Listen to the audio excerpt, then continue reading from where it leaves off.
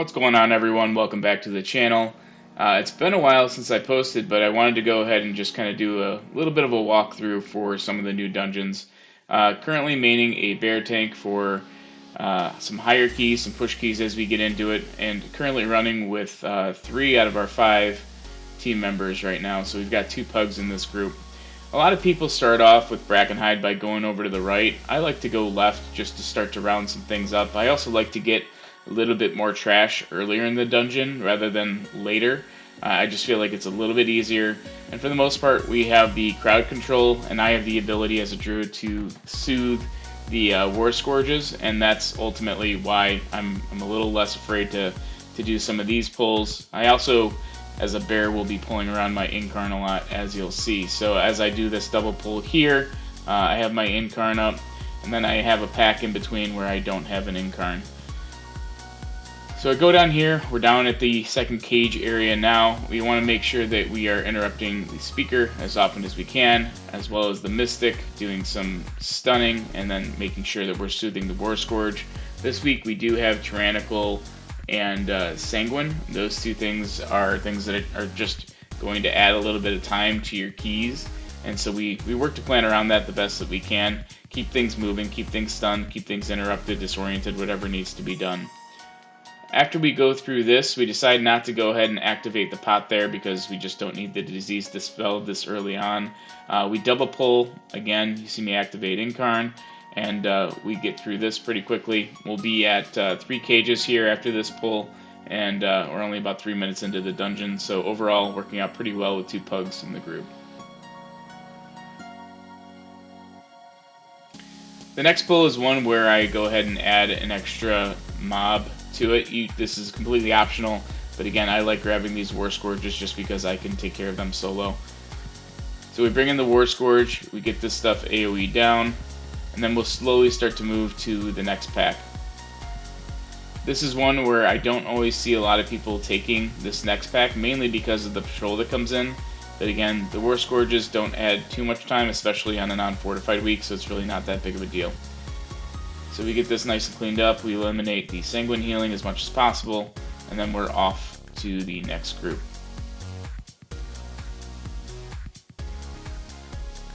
So I purposely pull these 3 together, and I generally will wait for these to patrol in.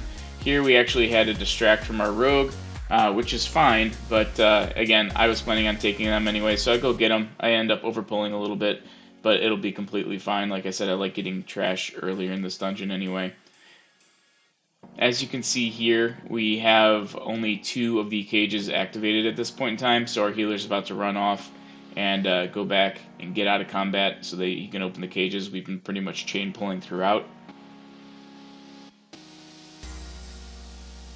So we'll go ahead and free these 2 gnolls in the cages, and then I'll be pulling here. The healer will be catching up.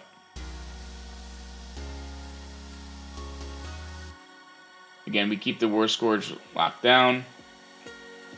We make sure that we're disorienting and stunning early so that we're not doing it in sanguine puddles. And then I'm holding my incarn for the boss here.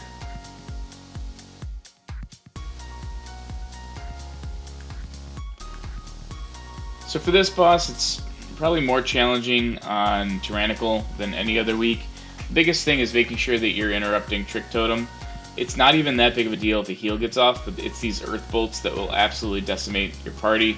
So we want to make sure that that is interrupted as much as possible, as much as you can. It's harder to do from a coordination perspective within a pug, but we do our best here.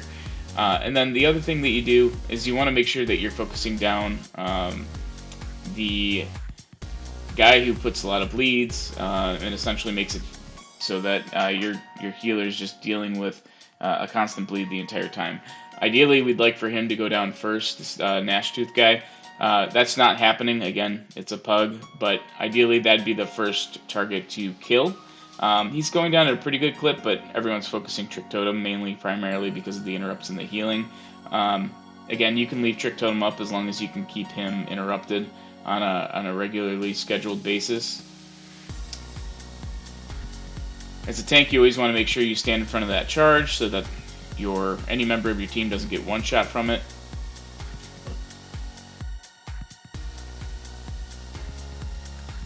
And then we're going to be hopefully focusing down Gnashtooth here, or we should be. We actually have a couple people go down here at the end. And it's not very clean, it's not very pretty, but generally if you get through this first boss on Tyrannical, the rest of the key is pretty free. So first thing I'm going to do is I'm going to go over to this cauldron. I'm going to activate it so that everyone can grab a disease cleanse. A lot of people like to skip this first pack, but I don't find it to be that difficult even on a fortified week, at least in the lower 20 keys, so we always make sure that we grab it. The main reason for skipping it is because a lot of these oaks that we grab along the way will just continuously spawn lashers.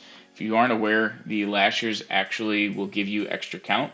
And so you can essentially sit there and farm the extra count the longer that these oaks are up, which it actually adds up to be pretty significant count by the end of the dungeon. You're going to want a disease dispel, specifically in this area, especially on your tank. These ticks get to be pretty nuts. You lose team members as well if they're not watching the number of diseases they have on them. I keep getting dispelled, luckily. Not used to getting dispelled at the rate in which I am. And so I haven't had to use my potion quite yet from the cauldron, but I've got it there in case I need it. Generally, you're going to have to know your limits as a tank as far as when you're actually using that, and what your self-healing is, what your self-sustain is, to really decide when to use it. I definitely don't use it before I go above 5 stacks, but I've had these falling off without really any issues throughout, so I really haven't had to use it.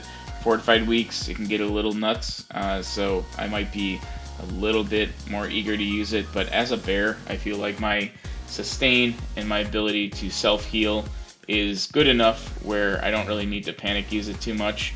I just got to 6 there, and I got dispelled right away, and I wasn't really in any significant danger, especially since I had Incarnate. So we're just slowly making our way up here, following this river of ooze, or this stream of ooze, farming these extra lashes that are spawning from these oaks, and we're already on to our last trash pull before Treemouth.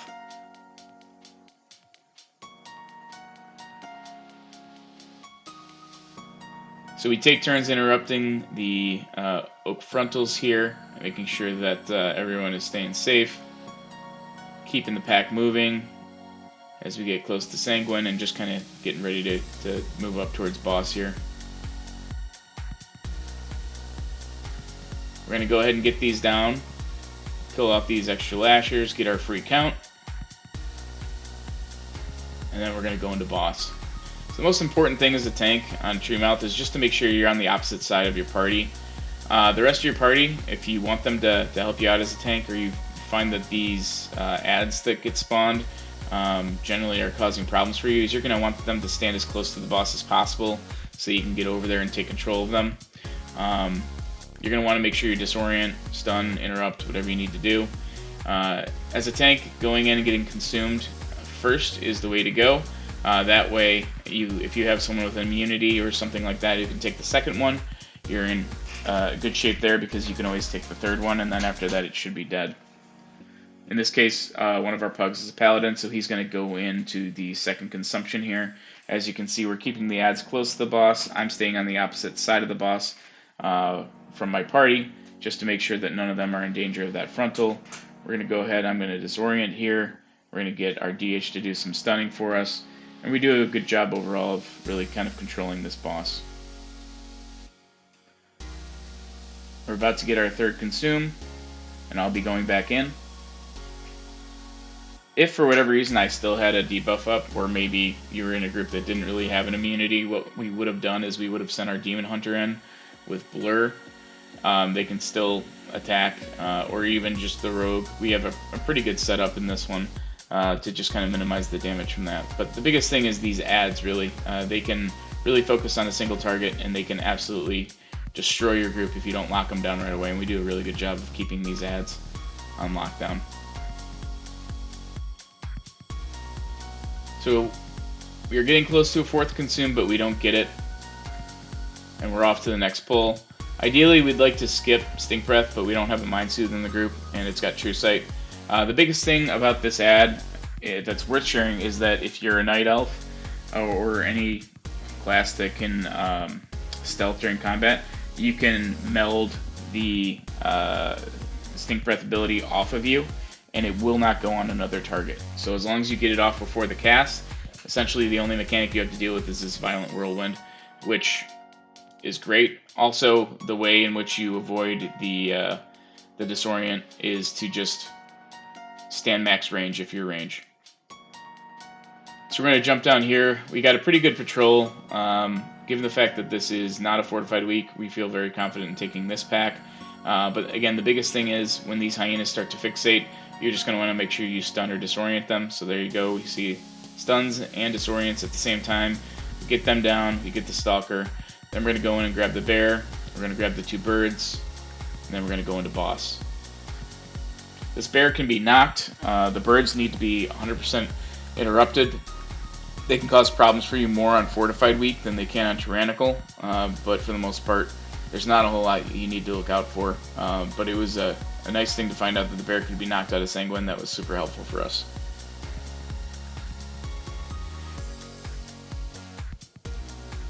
Now on this boss, the biggest thing is just making sure that you get the interrupt off and making sure that you are getting aggro on the hyenas, and then also doing the same thing that you did in the previous trash pull where you're disorienting or you're stunning the hyenas in case they do fixate on a melee when they first come out. The best thing you can do is run them through traps right away. That doesn't always happen. Given the fact that I am in a all melee DPS group, what I try to do is I try to tank the boss around a bunch of traps so that when the hyenas run in, they're always getting trapped or we're in a good position where I can get initial aggro, or it's really easy for someone to run the hyenas through a trap. And again, if all else fails, using stuns, using disorients, that's the best way to go.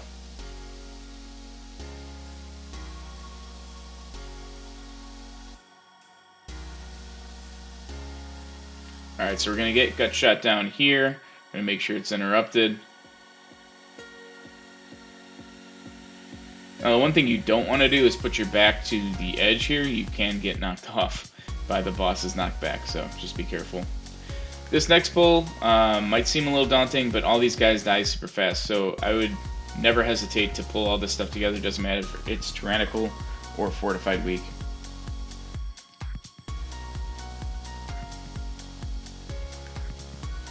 This next area, this is the reason why I like to pull so much trash at the beginning.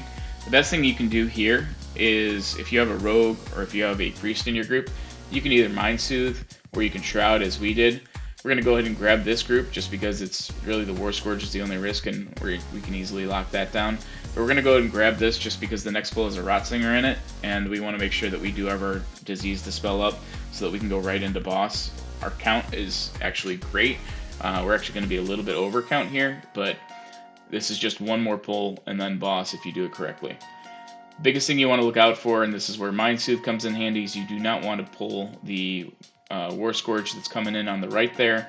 You want to make sure you pull back the Rot Hexer, and then you can let the other guy just kind of free cast on you as a tank for a little bit. Again, you're not in a lot of danger, especially on Tyrannical weeks. So we'll go ahead and get these down, use our Disease Dispel if we need it. Some people keep it for boss too. Either way is fine. This last boss was really the key killer early in the season. It's gotten a lot better ever since. Biggest thing you want to do as a tank is aim the frontal like I did, away from the rest of the group. And then instead of following closely behind the circle, you're going to want to make sure that you're actually in front of it. The boss will always spawn the totem directly across the room from where it's standing. So whenever you see the boss stop and cast, you can see it's directly opposite the other side. So I always try to keep the boss in a spot where the green circle will be moving out of by the time the totem spawns. Now that's not always perfect, but I do my best to make sure that melee has the best uptime on it, especially in this group. We are an all melee group, so I got to make sure that the uptime is great for this. A lot of this is just wash, rinse, repeat. Pretty darn easy overall when you've got the ability to single target focus the totem in the way that we are.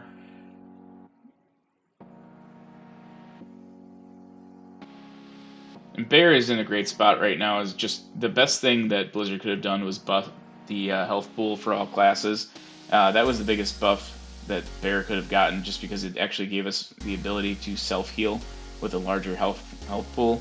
I'm looking forward to the 0.5 changes myself. But again, this boss is pretty much, in the bag at this point in time. It's a lot of just doing the same thing over and over again until the boss is down.